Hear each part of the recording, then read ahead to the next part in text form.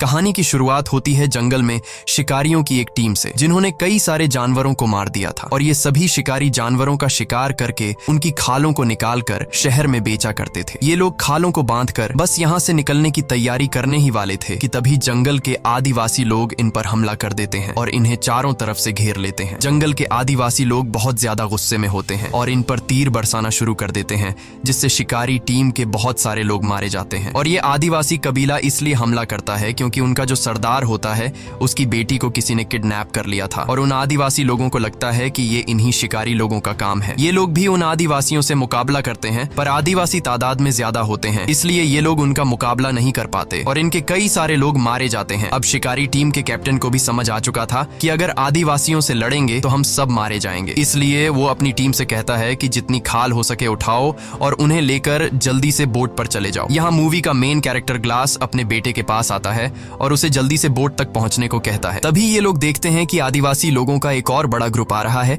इसलिए ये लोग लड़ना छोड़ देते हैं और अपनी जान बचाने के लिए तेजी से बोट की तरफ भागते हैं। इसी बीच शिकारी टीम के और भी कई सारे लोग मारे जाते हैं। बस कुछ ही लोग बोट तक पहुंचकर यहाँ से निकल जाते हैं। उनके जाने के बाद आदिवासी लोग शिकारियों से बची सारी खालों पर कब्जा कर लेते हैं और कबीले के सरदार को यहाँ अपनी बेटी नहीं मिलती। अब कबीले का सरदार अपने लोगों से कहता है कि यहाँ पर जितनी भी उन अमेरिकन शिकारियों से खालें बची हैं उन्हें उठा लो। इन खालों को हम फ्रेंच शिकारियों को दे देंगे, बदले में हम उनसे घोड़े और बंदूकें ले लेंगे और मेरी बेटी को तब तक ढूंढते रहेंगे जब तक वो मिल नहीं जाती। दूसरी तरफ ये अमेरिकन शिकारी लोग काफी दूर जाने के बाद भी डरे हुए होते हैं और बंदूक तान कर तैयार रहते हैं, क्योंकि उन्हें भी पता था कि वह आदिवासी लोग इनका इतनी आसानी से पीछा नहीं छोड़ेंगे और वो कभी भी इनके ऊपर हमला कर सकते हैं। अब यहाँ पर इन लोगों को समझ नहीं आ रहा होता कि हमें किस तरफ जाना चाहिए। तब कैप्टन ग्लास से पूछता है कि हमें क्या करना चाहिए। ग्लास कहता है कि हमें इस बोट को छोड़ के जमीन के रास्ते चलना चाहिए, क्योंकि वो आदिवासी लोग नदी को फॉलो करते हुए जल्दी हमारे तक पहुंच जाएंगे, इसीलिए जमीन ही हम सबके लिए सबसे सेफ रास्ता है। लेकिन ग्लास की इस बात से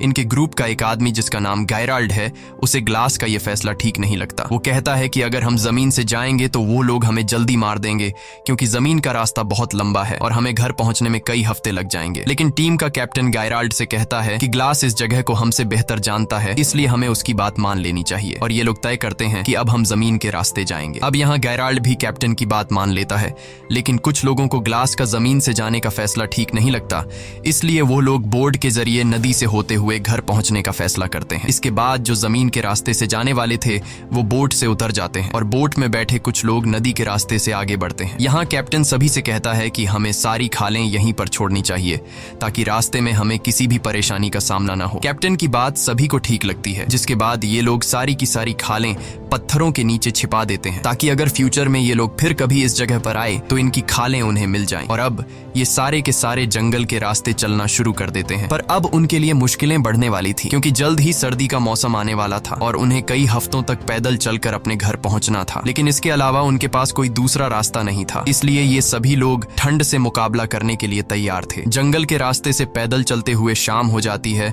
और अब ये लोग एक जगह पर रुककर रात यहीं पर गुजारने का फैसला करते हैं। कुछ देर बाद रात हो जाती है और ये सभी जंगल में सो जाते हैं। अगली सुबह हम देखते हैं कि जो लोग ग्लास के जमीन के रास्ते से पैदल चलने का फैसला गलत समझ रहे थे, अब उन लोगों को अपनी गलती का पछतावा होता है। वो आदिवासी लोग आकर उन्हें मार देते हैं और आदिवासी लोग समझ जाते हैं कि कुछ लोग जंगल के रास्ते से पैदल निकल गए, इसलिए ये लोग पूरे जंगल में फैल जाते हैं उन बचे हुए अमेरिकन शिकारियों को ढूंढने। एक आदिवासी को जमीन पर चलने वाले अमेरिकन शिकारियों के पैरों के निशान भी मिल जाते हैं। वह आकर अपने कबीले के सरदार को बताता है। कबीले के सरदार को लगता है कि मेरी बेटी उन्हीं के पास है और अब ये आदिवासी लोग पैरों के निशान को फॉलो करते हुए उनके पीछे जाते हैं। इधर ये लोग लगातार कई घंटों से पैदल जंगल के रास्ते से आगे बढ़ते हैं और ये लोग काफी ज्यादा थक जाते हैं, इसलिए ये लोग कुछ देर आराम करने के लिए यहीं पर डेरा जमा देते हैं और सभी आराम करने लगते हैं। सभी लोगों को भूख लगी हुई थी पर खाने के लिए कुछ भी नहीं था, इसलिए ग्लास शिकार ढूंढने जंगल में अकेला निकल पड़ता है। कुछ दूर आने के बाद उसे महसूस महसूस होता है कि आसपास कोई है, इसलिए ग्लास बंदूक उठाकर रेडी हो जाता है और तभी उसे सामने भालू के 2 छोटे बच्चे दिखाई देते हैं। इससे पहले कि ग्लास वहां से निकल पाता तभी एक बड़ा भालू उस पर हमला कर देता है, जिससे ग्लास के हाथ से बंदूक गिर जाती है। वो भालू ग्लास को उठाकर पटकता है और ग्लास को बुरी तरह से जख्मी कर देता है। अब ग्लास कुछ भी नहीं कर सकता था, इसलिए वो आराम से जमीन पर लेट जाता है। ग्लास जब शांत होता है तो भालू भी वहां से जाने लगता है, लेकिन ग्लास शिकार पाने के लिए किसी तरह करके अपने गन के पास पहुंचता है। तभी वो भालू दोबारा से ग्लास पर हमला करने के लिए आता है। ग्लास जल्दी से बंदूक से उसे गोली मारता है, पर वह गोली भालू के सर में लगने के बजाय उसके गले में लग जाती है, जिससे भालू अब और ज्यादा चिढ़ जाता है और अपने पंजों से ग्लास के गले को चीर देता है। लेकिन भालू रुकता नहीं और वो ग्लास के पूरी बॉडी को बुरी तरह से अपने पंजों से काट देता है। गोली लगने की वजह से भालू भी कमजोर हो चुका था। ग्लास अब किसी तरह करके चाकू निकालकर उस भालू पर कई वार करता है, जिससे ये दोनों ढलान से लुढ़कते हुए नीचे गिर जाते हैं, जिसके बाद वह भालू भी ग्लास के ऊपर गिर जाता है। लेकिन भालू मर चुका था और ग्लास भी लगभग मर ही चुका होता है, क्योंकि भालू ने उसका गला पूरी तरह से फाड़ दिया था और इसकी पूरी बॉडी पर गहरे जख्म थे। ग्लास बहुत ही ज्यादा तकलीफ में था। ग्लास ने जब भालू पर गोली चलाई थी तब गोली की आवाज उसके साथियों ने सुन ली थी, इसलिए ग्लास के साथी उसे ढूंढते हुए वहां पर पहुंच जाते हैं और वो देखते हैं कि ग्लास के ऊपर भालू गिरा हुआ है। वो बड़ी मुश्किल से भालू को उसके ऊपर से हटाते हैं और ग्लास को अपने साथ ले जाते हैं। अब उनमें से एक आदमी ग्लास के घावों को सीना शुरू करता है। दर्द के मारे ग्लास का बुरा हाल हो गया था। उसका गला बुरी तरह से कट चुका है और उसके पूरे बॉडी पर काफी गहरे जख्म हैं। ग्लास के जख्मों को देखते हुए ये लोग समझते हैं कि ग्लास अब जिंदा नहीं रह पाएगा और कुछ ही घंटों में उसकी मौत हो जाएगी। दूसरी तरफ आदिवासी कबीले का सरदार अमेरिकन शिकारियों से जो खालें बची हुई थीं, वो इन खालों को फ्रेंच शिकारियों को दे देता है, जिसके बदले वो उनसे बंदूकें और घोड़े ले लेता है, जिसका मतलब इन अमेरिकन शिकारियों यानी ग्लास और उसके साथियों के लिए मुश्किलें बढ़ने वाली थीं, क्योंकि इससे पहले ये आदिवासी तीर कमान से हमला किया करते थे, लेकिन अब आदिवासियों के पास घोड़े और बंदूकें भी आ गई थीं। अब ग्लास बुरी तरह से जख्मी होने की वजह से चल नहीं सकता था, इसलिए ये लोग ग्लास के लिए लकड़ी का एक स्ट्रेचर बनाते हैं। वो ग्लास को उसके ऊपर रखते हैं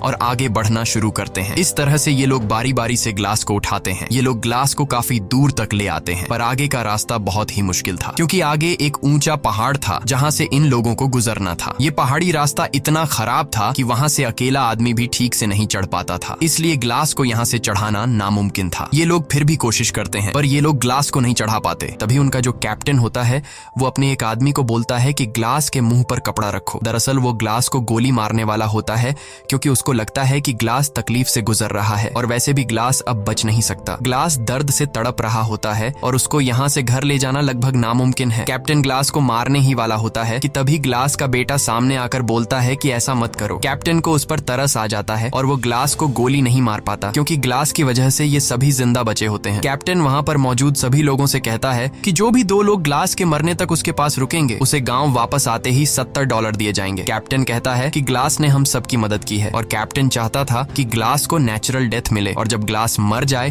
तो उसका अंतिम संस्कार करके वो 2 लोग भी वापस आ जाएं। अब ग्लास का बेटा फौरन बोलता है कि मैं रुकूंगा, और वहाँ पर एक लड़का और होता है जिसका नाम फ्रेजर है। वो कहता है कि मैं रुकूंगा चाहे $70 मिले या ना मिले। अब ग्लास का बेटा हॉक और फ्रेजर दोनों उम्र में छोटे थे, इसलिए कैप्टन कहता है कि एक और आदमी भी इनके पास रहना चाहिए। यहाँ गेराल्ड सामने आकर बोलता है कि मैं रुकूंगा, पर $70 बहुत कम है। तब कैप्टन बोलता है ठीक है, $100 मिलेगा। और तभी जो ग्लास का बेटा और जो दूसरा लड़का होता है वो कहते हैं कि तुम हमारे डॉलर भी रख सकते हो। ये सुनकर गेराल्ड कहता है $300 काफी है, इससे मैं अपना घर खरीद सकता हूँ, और वैसे भी 2 से 3 दिनों की बात है, इससे ज्यादा दिन ग्लास जिंदा नहीं बच पाएगा। और गेराल्ड भी उनके साथ रुकने के लिए तैयार हो जाता है। अब ये 3 लोग ग्लास के पास यहाँ पर रुक जाते हैं और बाकी सब आगे निकल जाते हैं। गेराल्ड ग्लास के पास ही बैठ जाता है और ग्लास के मरने का इंतजार करने लगता है, लेकिन ग्लास मरने का नाम तक नहीं ले रहा होता। अगले दिन ग्लास का बेटा और वो दूसरा लड़का पेट भरने के लिए शिकार और पीने के लिए पानी लेने चले जाते हैं। तब गेराल्ड पास ही में एक घड़ा खोदने लग जाता है, लेकिन गेराल्ड ऐसा क्यों कर रहा है? क्या वह ग्लास को जिंदा दफनाने का सोच रहा है? ये तो हमें आगे ही पता चलेगा। इस तरह से और भी कई घंटे गुजर जाते हैं और जब गेराल्ड देखता है कि ग्लास अभी तक नहीं मरा, तब वो गुस्से से ग्लास के पास आता है और ग्लास से कहता है कि तुम मरते क्यों नहीं? तुम्हारी वजह से हम सबकी जान चली जाएगी, क्योंकि आदिवासी लोग अभी भी पागलों की तरह हमें ढूंढ रहे हैं, और अगर आदिवासी यहाँ पर आ गए तो वो हम सबको मार देंगे और तुम अपनी जान जान देकर अपने बेटे की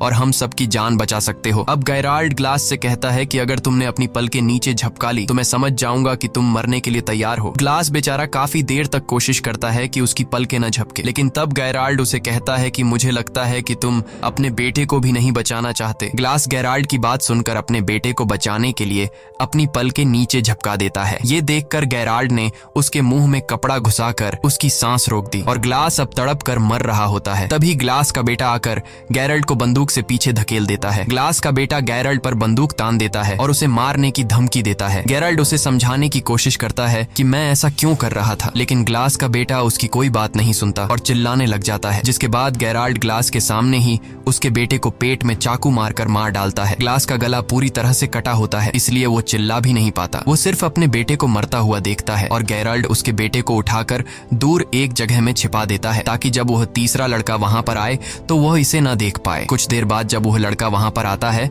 वो गेराल्ड से पूछता है कि हॉक कहाँ है। तब गेराल्ड उसे बताता है कि वो आसपास ही होगा, थोड़ी देर में आ जाएगा। ग्लास बेचारा उस लड़के जिसका नाम ब्रीजर है उसे बताने की कोशिश करता है कि गेराल्ड ने मेरे बेटे को मारा है, पर वह बता नहीं पाता क्योंकि उसके मुंह से आवाज नहीं निकल सकती। अब रात होती है, गेराल्ड और ब्रीजर सो जाते हैं। अगली सुबह गेराल्ड ब्रीजर को जगाकर उससे झूठ बोलता है कि मैंने यहाँ से कुछ ही दूरी पर 20 आदिवासी कबीले के लोगों को हमारी तरफ तेजी से आते हुए देखा। अगर वो यहाँ तक पहुंचे तो हमारे टुकड़े टुकड़े कर देंगे। ये सुनकर ब्रीजर डर जाता है और बोलता है कि अगर हम चले गए तो ग्लास और उसके बेटे हॉक का क्या होगा, जिस पर गेराल्ड कहता है कि अगर हॉक जिंदा होगा तो हमें ढूंढ लेगा। फिर वो लड़का कहता है कि ग्लास अभी जिंदा है और हमने कैप्टन से वादा किया था कि ग्लास के मरने के बाद हम उसका अंतिम संस्कार पूरे रीति रिवाज से करके यहाँ से निकलेंगे। ये सुनने के बाद गेराल्ड ग्लास को पैरों से पकड़कर बहुत बुरी तरह से खींचता है। ग्लास के पूरे शरीर में घाव होते हैं और वो दर्द से चिल्ला रहा होता है। अब गेराल्ड ने एक दिन पहले जो कब्र खोदी थी उसमें ग्लास को जिंदा डाल देता है और ऊपर से मिट्टी डालना शुरू कर देता है। तब वो लड़का कहता है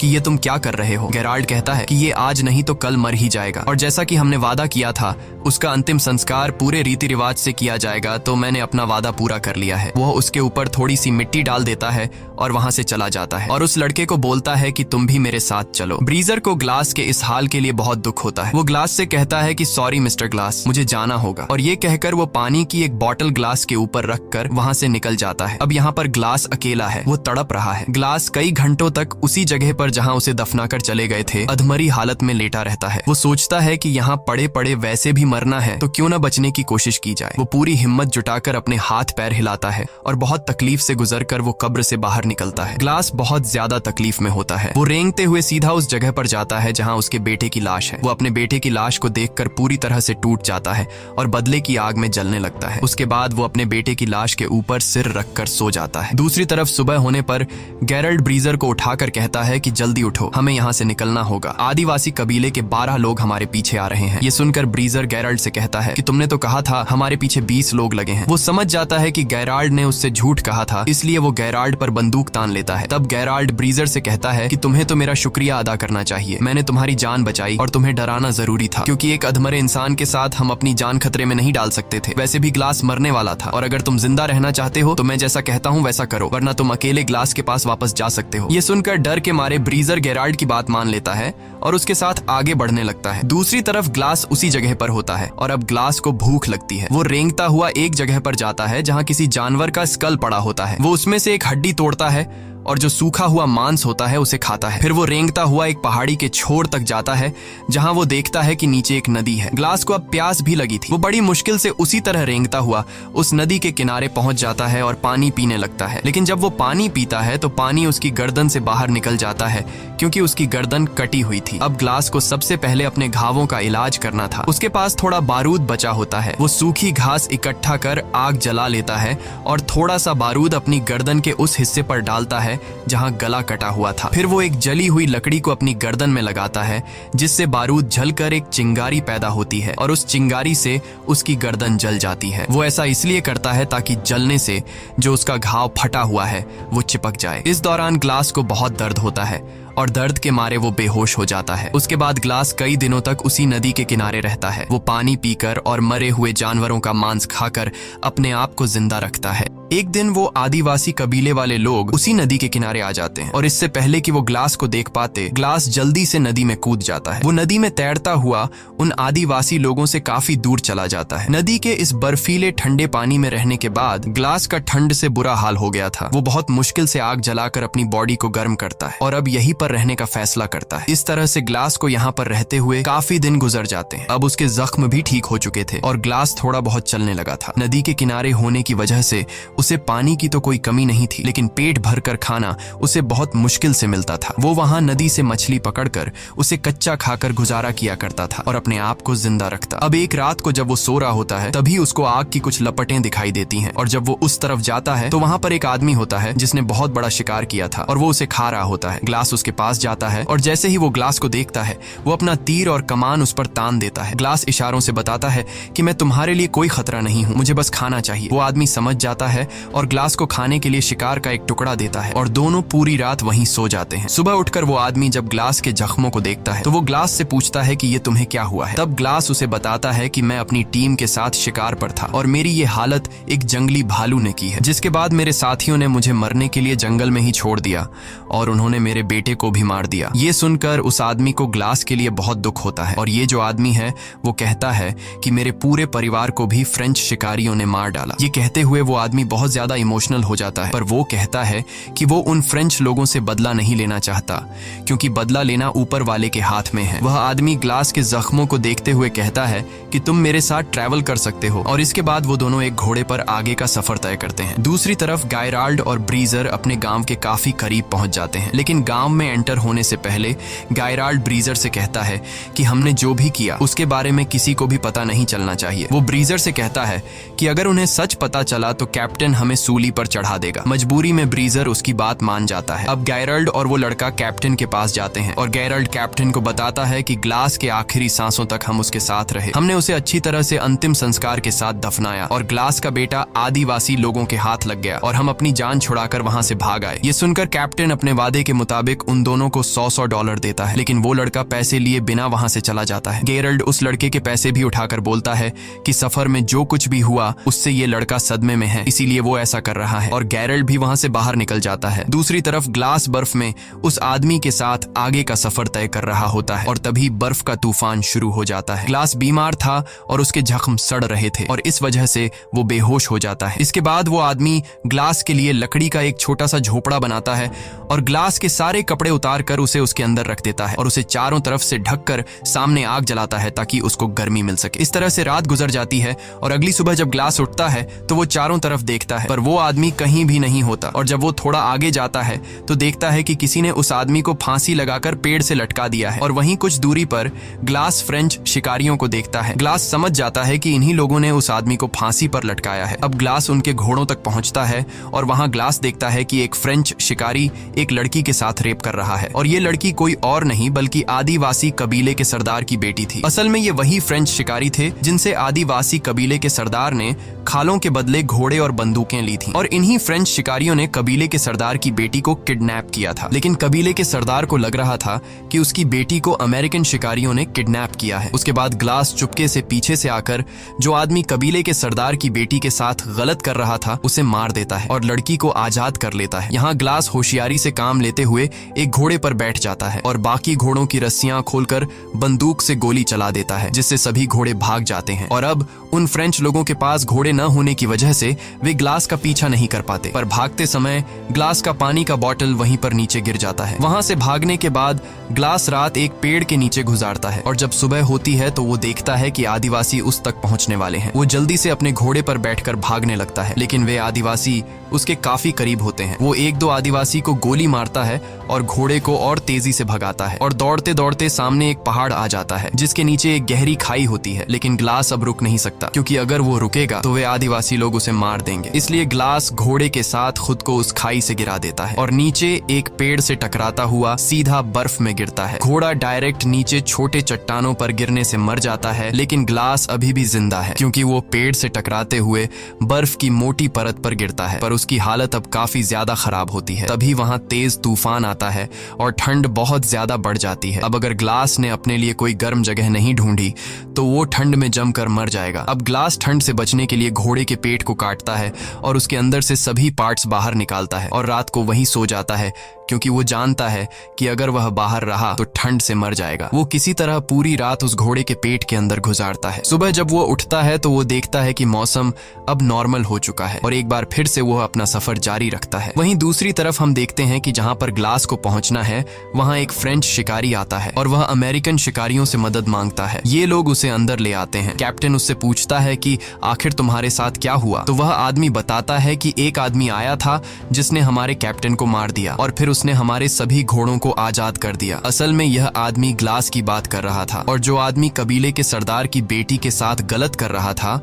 वह असल में उन फ्रेंच शिकारियों का कैप्टन था। वह आदमी बताता है कि घोड़ों के आजाद होने के बाद हमारी पूरी टीम बिखर गई। सर्दी के चलते हमारे कुछ लोग मर गए और कुछ को तो बेड़ियों ने मार दिया। सबूत के तौर पर यह आदमी इन लोगों को अपने साथियों का कुछ सामान दिखाता है और वह एक पानी की बोतल को दिखाते हुए कहता है कि जिस आदमी ने हमारे कैप्टन को मारा उसे जाते हुए यह पानी की बोतल गिर गई थी और यह वही बोतल होती है जो ब्रीजर ने ग्लास को उस जगह छोड़ते हुए उसके ऊपर रख कर आ गया था। ब्रीजर कहता है कि यह तो ग्लास की बोतल है जो कि मैंने उसे दी थी। अब ये लोग उस आदमी से पूछते हैं कि ग्लास ने तुम्हारे कैप्टन को कहाँ मारा था और वह आदमी 30 मील दूर वह जगह उन्हें बता देता है। जिसके बाद कैप्टन ब्रेजर और कुछ लोग ग्लास को ढूंढने के लिए घोड़ों पर निकल पड़ते हैं और यहाँ गेराल्ड को समझ आ जाता है कि अब वो फंसने वाला है। कई घंटों के सफर के बाद रात हो जाती है और ये लोग उस जगह तक पहुंच जाते हैं जहां पर उस आदमी को बोतल मिली थी। कैप्टन सभी लोगों को चारों तरफ ग्लास को ढूंढने के लिए कहता है और तभी उन्हें दूर से एक आदमी दिखाई देता है। जब ये लोग उसके करीब जाते हैं तो वो कोई और नहीं बल्कि ग्लास होता है और ग्लास को देखकर कैप्टन एकदम शॉक हो जाता है, क्योंकि गेराल्ड ने तो उसे मरा हुआ बता दिया था। कैप्टन ग्लास के पास आकर उससे पूछता है कि तुम्हारे साथ क्या हुआ था। तब ग्लास उसे सारी सच्चाई बता देता है। जिसके बाद कैप्टन गेराल्ड को पकड़ने के लिए